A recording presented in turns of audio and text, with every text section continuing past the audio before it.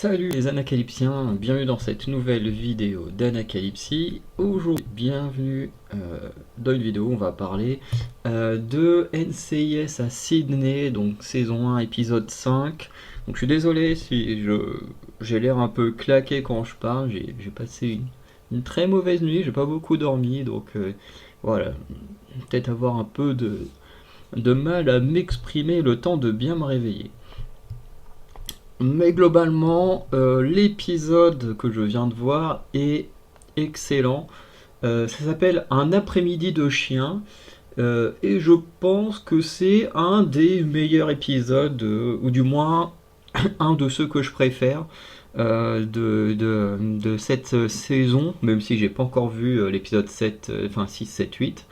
Mais du coup, on est dans un type d'épisode assez classique de NCIS, hein. C'est l'épisode prise d'otage. Voilà, j'en ai vu un il n'y a pas longtemps dans NCIS Nouvelle-Orléans, où c'est... ah purée, c'est... À chaque fois j'oublie le nom de la médecin légiste. Il y a Sébastien et... Je regarde vite fait parce que je pense que son nom va pas me revenir comme ça. Et dès que je vais le voir, je vais me dire putain, c'est évident. Euh, coucou. Alors il y a Sébastien et. Non, je veux pas la. Ah, ok, j'ai oublié de marquer NCIS. C'est sûr que si je marque juste Nouvelle-Orléans, il va pas me donner la série comme ça. C'est vrai qu'il y a tellement de personnages avec les principaux et les secondaires qui sont cool. C'est la salle. Ah, Brody, c'est. On a Bruno Checourt, j'ai oublié son nom aussi. Loretta. Voilà, c'est ça. Ouais. Et du coup, j'ai vu un épisode récemment dans la saison 1 de NCIS Nouvelle-Orléans où Loretta et Sébastien sont dans une prise d'otage. Dans NCIS Enquête spéciale, il y en a plusieurs, hein. Il y a celle où il y a Harry qui apparaît. Je crois que c'est dans la saison 1 ou 2.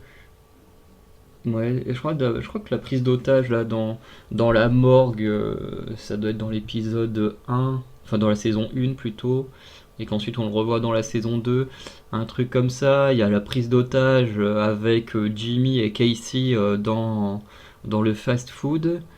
Il y a une autre prise d'otage là dans une école avec Gibbs qui essaye de négocier là dans la salle de classe.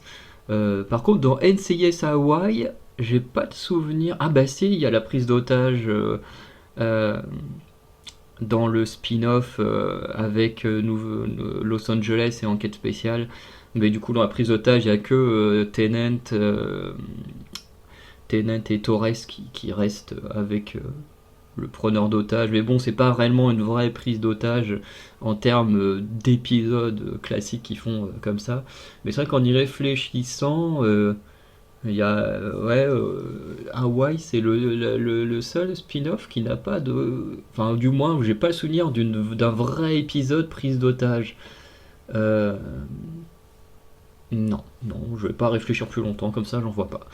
Mais globalement, ça reste quand même plutôt un classique, hein. Ça revient quand même assez régulièrement dans l'univers comme type d'épisode.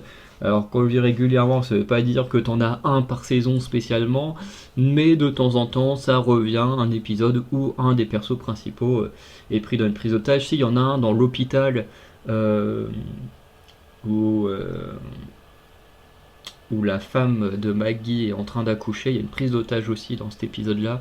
Enfin bref, c'est un type d'épisode que moi j'aime beaucoup parce que c'est souvent un épisode qui oblige un des persos principaux à se surpasser par rapport à une situation particulière. Par exemple, quand Jimmy et Casey se sont pris dans une prise d'otage, bah, c'est à eux de rassurer les gens, de faire face aux criminels et tout, alors que bah, à la base, ce sont entre guillemets, c'est un peu péjoratif ce que je vais dire, mais ce sont plutôt des rats de laboratoire. Normalement, Casey, elle est dans son labo, et puis elle en sort pas plus que ça. Pareil pour Jimmy qui est dans sa morgue et qui souvent va bosser avec Casey. Voilà, si, il y a Abby aussi qui est pris à un moment donné quand elle va dans une entreprise et tout, qui se trouve aussi dans une prise d'otage Enfin, pas vraiment de prise d'otage, c'est des mecs qui prennent possession du truc, elle se cache, donc elle est pas vraiment un otage, mais elle peut pas non plus sortir du lieu, donc ça revient à peu près au même. Euh, quand c'est ce genre de personnage, c'est intéressant parce que ben, c'est pas comme les personnages qui ont des rôles d'enquêteurs, qui sont habitués par exemple aux fusillades, à des courses-poursuites, que ce soit à pied, en véhicule, à des bastons, parce qu'il y a quand même pas mal de bastons dans NCIS Hawaii, ce qu'il y a beaucoup moins dans les autres séries NCIS. Et du coup, ben, les enquêteurs de terrain, eux, bah, ils sont beaucoup sujets à ce genre de moments difficiles qui peuvent y avoir dans les enquêtes, alors que les scientifiques, médecins légistes, eux, bah, ils y sont beaucoup moins habitués à ce genre de, de, d'événements. Et du coup, bah, pour eux, c'est beaucoup plus difficile, il faut qu'ils apprennent à tout gérer et tout, alors que bah, habituellement, ce sont plus les acolytes que les héros, si on voulait faire une comparaison. Et du coup, c'est pour ça que j'aime beaucoup ce type d'épisodes qui sont vraiment très bons. Et là, c'est très très bien parce que dans l'épisode suivant, je vous disais que le médecin légiste Penrose et Bluebird avaient été très effacés parce qu'on mettait plus en avant l'histoire du héros disparu et de Mackie, et que bah, du coup, il n'y avait pas. Enfin, il y a comme une enquête, mais je veux dire, c'est pas comme les enquêtes qui sont sur tout le long du truc. Là, on s'était beaucoup posé pour comprendre les histoires des personnages et, euh, et du coup, un peu moins sur l'enquête. Et du coup, bah, le personnage comme le médecin légiste, comme la scientifique, ben forcément, passer au second plan. Là, j'ai envie de dire, Bluebird ne va pas spécialement prendre beaucoup de place dans cet épisode, mais Penrose, oui, parce que bah, c'est lui, le personnage de l'équipe, qui va se retrouver dans une prise d'otage, ce qui va notamment permettre de bien développer la relation entre Bluebird et Penrose, puisqu'à un moment donné, ben, Bluebird va craquer, puisqu'elle est tellement attachée à Penrose qu'elle va craquer, et elle va rebondir, bien entendu. Euh, à la fin, elle a une petite scène très sympa avec Penrose, donc franchement, j'aime beaucoup. La relation qu'ils ont tous les deux, ça les rend beaucoup plus touchants et beaucoup plus appréciables, entre guillemets, dans le sens où, comme je vous disais, quand j'ai vu le premier épisode, j'ai tout de suite eu une attache pour le binôme Mackie-Dempsey et le binôme Cooper-Jackson, mais que le binôme Bluebird-Penrose, j'avais un petit peu de mal, ce qui est normal, on les voit un peu moins. En plus, t'as le gars qui est grincheux, qui est un peu casse-couille.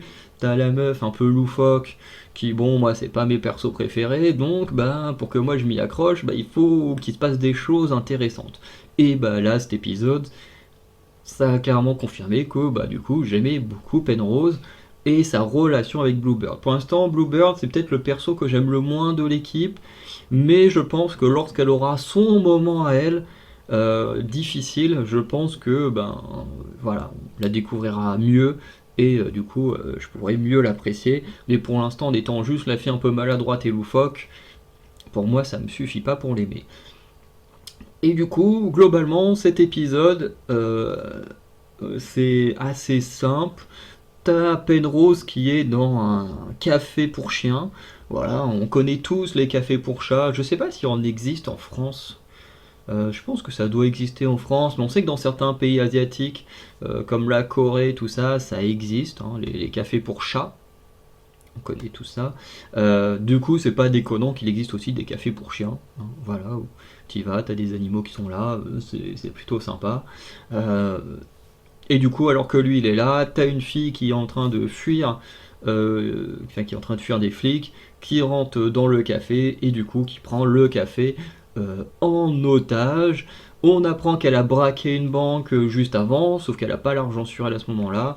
Et du coup, ben, toute l'enquête va se baser là-dessus, entre, ben, faut empêcher, parce que globalement, la preneuse d'otage a une ceinture explosive sur elle, donc faut ben, négocier pour éviter que des otages soient blessés ou tués, et qu'elle-même également ne soit pas spécialement tuée.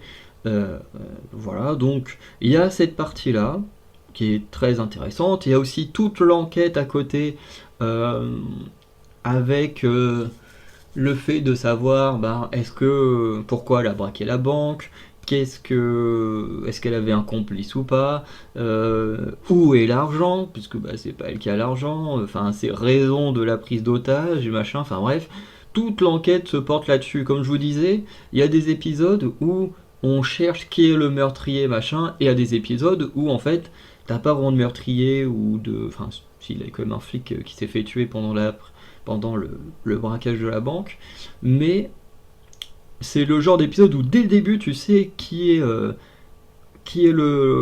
l'antagoniste, et le truc c'est de comprendre tout le long de l'épisode, c'est de comprendre ses motivations, négocier, machin et tout ça. Euh, c'est un genre d'épisode que moi j'aime bien aussi. Mais du coup, pour ceux qui aiment bien les épisodes classiques où on découvre qui est le meurtrier ou l'antagoniste à la fin de l'épisode, ceux qui aiment plus ce genre d'épisode, forcément, celui-ci va moins leur plaire, mais moi, les deux types d'épisodes me plaisent. Moi, voilà. C'est plus dans la littérature où j'ai du mal à ce qu'on me dise en plein milieu du bouquin, paf, c'est lui le tueur, et qu'après t'es là, ok, mais maintenant il reste encore une moitié de bouquin à lire, j'en ai plus rien à foutre, moi je voulais savoir à la fin. Mais je trouve que dans une série télé, sur un épisode de 40 minutes, je trouve pas ça très chiant, au contraire, parce que y a toujours des choses à apprendre et tout. Bref. En plus de la prise d'otage et tout ça, deux personnages vont pas mal être développés. Il s'agit de Penrose et de Dempsey. D'un côté, au niveau de Penrose, ce qui le rend hyper touchant, c'est qu'à un moment donné, il reçoit un appel de quelqu'un qui s'appelle chef de meute. Alors, c'est pas son vrai nom, hein, c'est un surnom. Et au début, il dit oui, mais c'est ma femme, machin. Forcément, la preneuse d'otage, je le crois pas, puisque elle a compris qui il était. Et au final, quand elle répond et qu'elle entend la voix d'une vieille femme et tout, finalement, elle lui donne son téléphone et on a toute une conversation avec sa femme. Et du coup, ça fait écho à l'une des rares scènes intéressantes qu'il y avait eu entre Penrose et Bluebird lors de l'épisode précédent, c'est que comme Bluebird pensait qu'elle allait quitter le NCIS, ah non, c'était peut-être dans l'épisode 3, il y a deux épisodes, dans l'épisode 3 où l'une des rares scènes bonnes entre les deux, c'est quand on lui demande tiens, pourquoi tu es tout le temps triste. Sauf qu'au final, on n'a jamais eu la réponse et on la comprend que pendant cet épisode 5. Je vous l'avais dit, à un moment donné, il se passera forcément des trucs qui fait que certains persos vont se dévoiler. Et là, du coup, on apprend que la femme de Penrose, elle est atteinte d'Alzheimer, qu'elle ne va pas bien puisqu'elle est dans un centre où elle se sent pas bien, tout ça. Et, et du coup, effectivement, ça doit être très très très difficile pour lui. Personnellement, je connais Alzheimer de par mon arrière-grand-mère, que j'ai vu quelques fois quand j'étais enfant. Alors je vous avoue que quand j'étais enfant, je ne comprenais pas spécialement ce qui se passait, hein.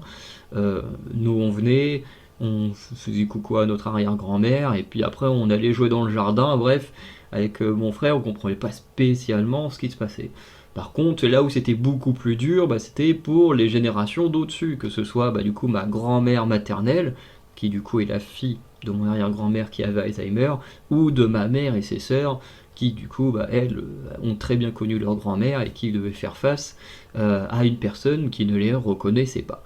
Tout simplement. Surtout que quand mon arrière-grand-mère voyait ma mère, il pensait toujours que c'était sa fille et non sa petite fille. Elle a jamais vraiment reconnu ma mère, elle a toujours pensé que c'était sa fille et non sa petite fille.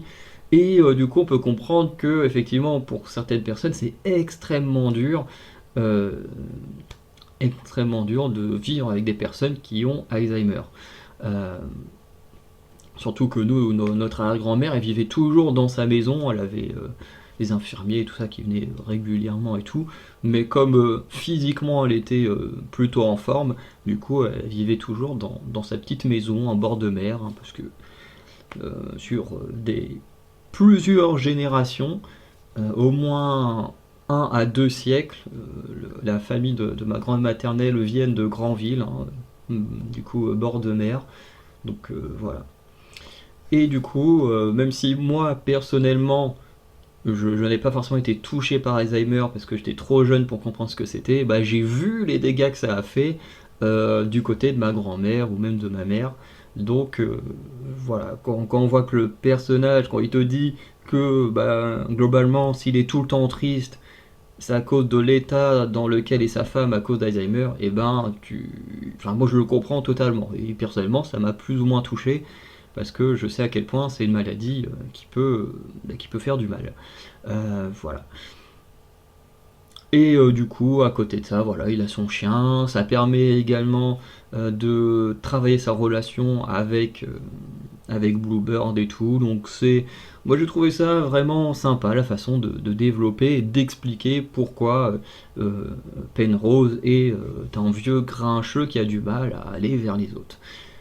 Ou du moins à être gentil, toujours ce côté sarcastique, parce qu'en réalité, il est tout le temps en train de souffrir que, ben, voilà, il n'a pas envie de dire qu'il est méchant envers les autres, mais que voilà, il va pas forcément être tendre avec tout le monde.